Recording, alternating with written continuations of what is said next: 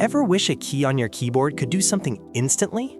Today, I'll show you a hidden Windows trick that lets you remap any key in seconds. No extra hardware, no complicated hacks. First, open your browser and search for Microsoft Power Toys. Download and install it. It's free and 100% official from Microsoft. Once installed, open Power Toys.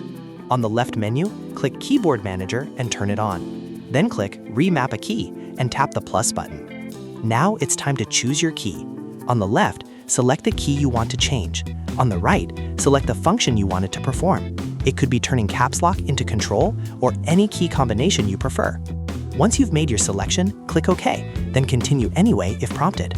And just like that, your key is remapped instantly, no restart required. It works immediately for typing, gaming, or shortcuts. This trick is perfect if a key is broken or if you just want to customize your workflow to save time. You can remap multiple keys at once and even revert them anytime through Power Toys. Quick question, which key on your keyboard annoys you the most? Let me know in the comments.